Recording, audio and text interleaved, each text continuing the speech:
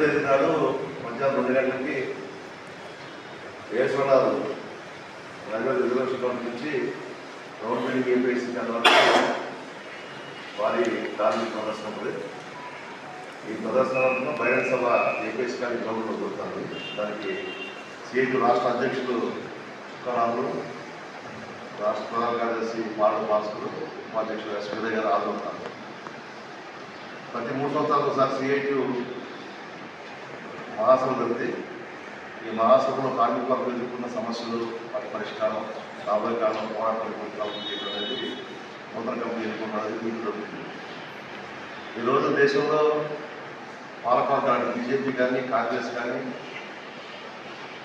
ఏ party ఉన్నా కానీ కార్మిక వర్గ సమస్యల పరిష్కారం పట్ల చాలా నిర్లక్ష్యంగా ఆరంభిస్తూ ఉన్నాయి.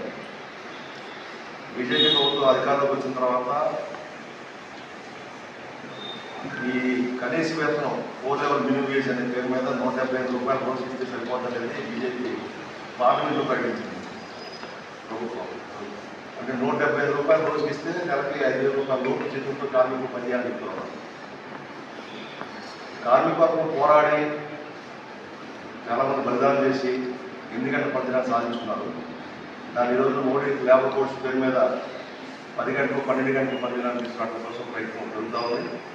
లేబర్ కోడ్స్ అమలు కాకముందే రాష్ట్ర ప్రభుత్వ డైరెక్షన్ ఏంటంటే ఈ సంస్కరణ అమలు జరగకపోతే ప్రభుత్వం ఇవ్వాల్సిన విలువ ఇవ్వాలని మీద ఒత్తిడి తీసుకొచ్చి ఆయన అమలు చేసే పని జరుగుతుంది. ఈ రోజున రేవంత్ రెడ్డి సర్కారు కూడా 10 గంటలు షాప్ అండ్ ఎస్టాబ్లిష్మెంట్ 10 గంటలు పనిచేయాలని చెప్పేసి జీవో రిలీజ్ చేశారు.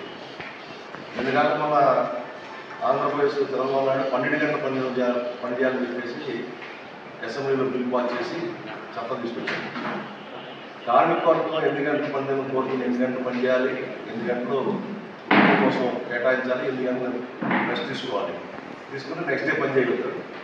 ఇది లేకుండా 12 గంటలు పని చేయడం అనేది కార్మిక ఉద్యోగంలో విధానాన్ని అవలంబిస్తూ ఉంది. ఇది కార్మిక వర్గానికి నష్టం. దీన్ని తిప్పుకోవడం కోసం ఇప్పటికే అనేక సమ్మె చేసిన భవిష్యత్తులో కూడా 8 గంటల పనిదినాన్ని కాపాడుకోవడం కోసం రాబోయే కాలంలో పెద్ద ఎత్తున పోరాటానికి కార్మిక వర్గం సిద్ధం కావాలి. దాంట్లో ఈ మహాసభలో దానికి కావాల్సిన పోరాటం రూపకల్పన చేయబోతున్నారు. రెండవది, ఉమ్మడి రాష్ట్రం ఉన్నప్పుడే 73 షెడ్యూల్ ఎంప్లాయ్మెంట్లో కనీస వేతన జీవోలు సవరించబడాలి. కానీ సుమారు 14 సంవత్సరాల నుంచి ఈ జీవోలు సవరించలేదు. తెలంగాణ ఏర్పడిన తర్వాత కూడా టీఆర్ఎస్ ప్రభుత్వం కూడా జీవోలు సవరించాలి. 2 సంవత్సరాలు పూర్తయినా కూడా ఈ రోజున కనీస వేతనం పెంచాలి. ఈ కాంగ్రెస్ ప్రభుత్వం వచ్చిన తర్వాత ధరలు పెరుగుతూ ఉన్నాయి. 12,000 14,000 రూపాయలు పనిచేయాల్సిన పరిస్థితి వస్తుంది. అన్ని ట్రేడ్ యూనియన్స్ కలిపి ఆక్ట్రాయిడ్ ఫార్ములా ప్రకారం కనీస వేతన నిర్ణయం జరగాలి. అది 26,000 రూపాయలు ఉండాలని చెప్పేసి అన్ని యూనియన్లు కలిసి డిమాండ్ చేస్తూ ఉన్నాయి. మినిమం వేజ్ అడ్వైజరీ బోర్డు ఏర్పడింది. దాంట్లో 18,000 రూపాయలు కనీస వేతనం ఉండాలని చెప్పి నిర్ణయం చేసిన తర్వాత దాన్ని అమలు చేయకుండా పెట్టుబడిదారుల యొక్క ఒత్తిడికి లొంగిపోయి ఈ రోజున రేవంత్ రెడ్డి ప్రభుత్వం కనీస వేతన జీవనం సవరించకుండా ఆపింది. ఇది కార్మిక వర్గాన్ని నష్టం చేసింది. స్ట్రీమ్ వర్కర్స్ పనిచేస్తున్నారు. వాళ్ళందరికీ గౌరవ వేతనం పేరు మీద పనిచేయించుకుంటూ ఉన్నారు.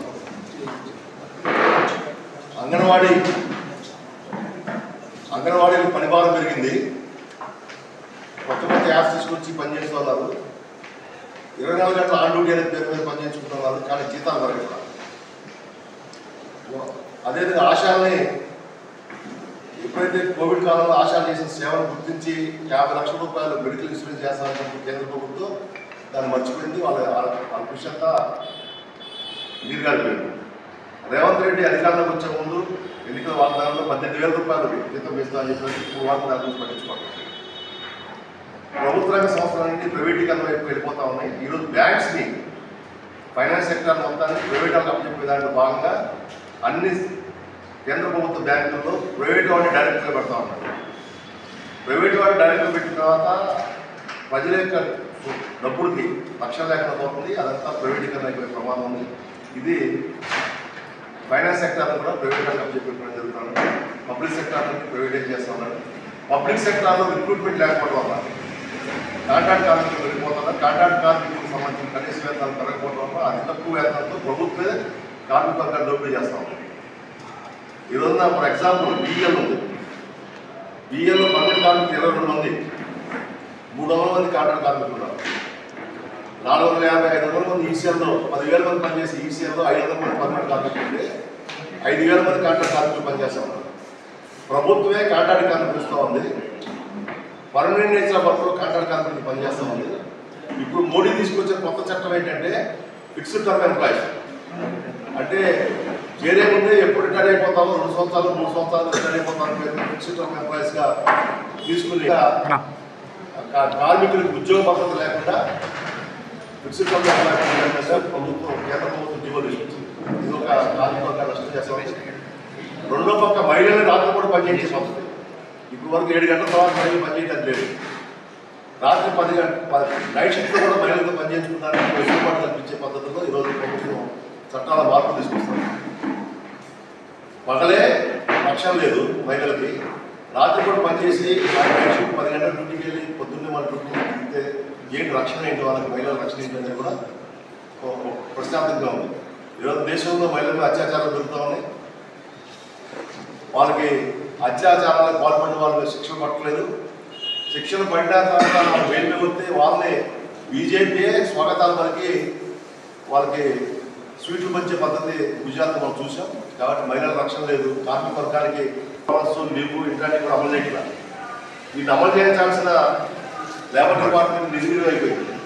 ఇప్పుడు లేబర్ డిపార్ట్మెంట్ ఇన్స్పెక్షన్ చేయాలంటే ప్రభుత్వం పర్మిషన్ తీసుకుని లేబర్ డిపార్ట్మెంట్ ఇన్స్పెక్షన్ చేయాలి. కాబట్టి ఇదంతా వీటన్నిటి మీద రాబోయే కాలంలో కాంట్రాక్ట్ కార్మికులకు సంబంధించిన కనీస వేతనం అమలు చేయాలని, మహిళల అత్యాచారాన్ని అరికట్టడం పటిష్టమైన చర్యలు తీసుకోవాలని, ప్రైవేటీకరణ వ్యతిరేకంగా చేయాలని 4 లేబర్ కోడ్ తిప్పుకోవడం కోసం ఈ మహాసభలో తీర్మానం చేయబోతున్నాము.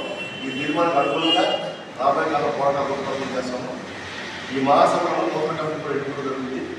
ఈ మహాసభ యొక్క మొత్తం షెడ్యూల్ అందరినీ కవర్ చేయడం కోసం పత్రికా విలేకరులను కూడా మీడియా విలేకరులను కూడా సహకరించాలని చెప్పి కోరుతూ అశోక్ సిఐటి జిల్లా అధ్యక్షుడు.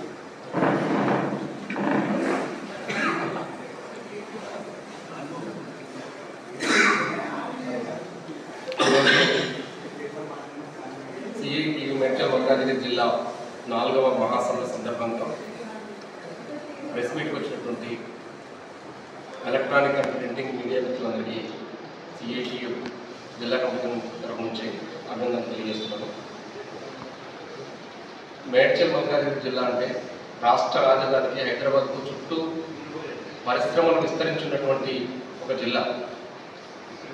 మొత్తం పరిశ్రమ అధిపతులంతా కూడా మన జిల్లాలో పరిశ్రమలు పెట్టి లక్షలాది కోట్లాది రూపాయలను సంపాదిస్తున్నటువంటి పరిస్థితి మనం చూస్తున్నాం. కానీ అదే పరిశ్రమల్లో పనిచేసేటువంటి దాదాపు మాకున్న సర్వే ప్రకారం, మా అంచనా ప్రకారం 5 లక్షల మంది కార్మికులు మన జిల్లాలో ఉన్నటువంటి మాకు నచ్చదు. ఈ 5 లక్షల మంది కార్మికుల్లో దాదాపు 3-3.5 లక్షల మంది కాంట్రాక్ట్ పద్ధతిలో పనిచేస్తున్నారు. వీళ్ళకి ఎలాంటి ఈఎస్ఐ ఉండదు, పిఎఫ్ ఉండదు, గ్రాట్యుటీ అమలు కాదు, బోనస్ అమలు ఇవ్వరు, అడిగితే బెదిరింపులు ఉద్యోగంలో తీసేస్తున్నారు. వీటన్నిటికంటే మరీ ముఖ్యమైనది ఏంటంటే అంతర్రాష్ట్ర వలస కార్మికులు అని చెప్పి బీహార్ నుంచి, యూపీ నుంచి, ఇతర రాష్ట్రాల నుంచి వలస కార్మికులను తీసుకొచ్చి వాళ్ళకి ఎట్లాంటి సౌకర్యాలు కల్పించకుండా షెడ్యూల్ పెట్టి, కంపెనీ పరిశ్రమలో చిన్న షెడ్యూల్ పెట్టి కనీసం తాగునీరు లేకుండా, ఇతర ఫెసిలిటీస్ ఏం లేకుండా వాళ్ళతో వెట్టి చాకరీ చేయించుకున్నటువంటి పరిస్థితి మన జిల్లాలో ఉంది. వాళ్ళకు చట్టం ఉంది, అంతర్రాష్ట్ర వలస కార్మికుల చట్టం 1975 ఉంది. దాన్ని అమలు చేయడం అనేది ఈ పరిశ్రమ అధిపతి. అందుకని సిఐటియు ఈ సందర్భంగా మేము డిమాండ్ చేస్తున్నాం. యజమానులు వెంటనే అంతర్రాష్ట్ర కార్మికుల చట్టాన్ని 1975 చట్టాన్ని పకడ్బందీ అమలు చేయాలి. ఆ దిశగా ప్రభుత్వ యంత్రాంగం, లేబర్ అధికారులు వెంటనే చర్యలు తీసుకోవాలని చెప్పేసి మేము డిమాండ్ చేస్తున్నాం. రెండోది, మన రాష్ట్రంలో మన జిల్లాలో ఈ కార్మికులతో పాటు రాష్ట్ర రంగాల్లో ఉన్నటువంటి అంగన్వాడీలు, ఆశాలు, మిడ్ డే మీల్స్లు, ఆర్పీలు, అట్లనే మన వీళ్ళతో పాటు మున్సిపల్ రంగంలో పనిచేసేటువంటి కార్మికులు, మన అసంఘటిత రంగంలో పనిచేసేటువంటి హమాలీ కార్మికులు, భవన నిర్మాణ కార్మికులు, ప్రైవేట్ ట్రాన్స్పోర్ట్ కార్మికులు లక్షలాది మందిగా విస్తరించబడినటువంటి జిల్లా మన జిల్లా. వీళ్ళకి ఎట్లాంటి ప్రభుత్వం వైపు నుంచి ఎట్లాంటి స్కీములు వర్తించవు. రెక్కాడి దగ్గర ఒక్కడి కష్టజీవులు వీళ్ళంతా. వీళ్ళ కోసం ప్రభుత్వం సపరేట్గా వెల్ఫేర్ బోర్డుని ఏర్పాటు చేసి ఆ రకంగా వీళ్ళను ప్రభుత్వం ఆదుకోవాలని చెప్పేసి సిఐటియు ఈ మహాసభ సందర్భంగా సిఐటి డిమాండ్ చేస్తుంది.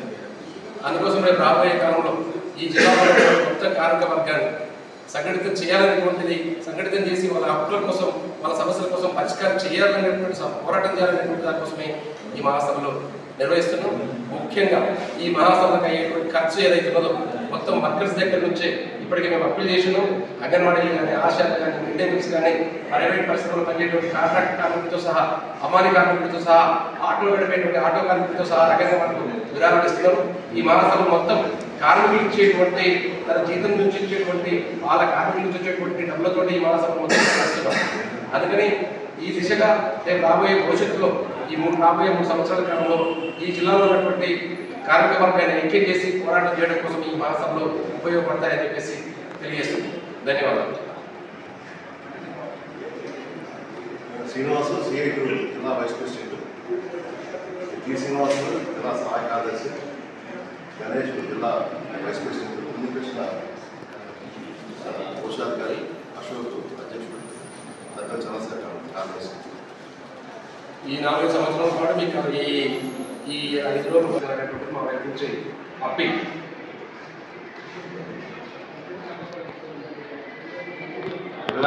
సిఐ హాల్లో కాన్ఫరెన్స్ ఉంటుంది. Challapalli CI hall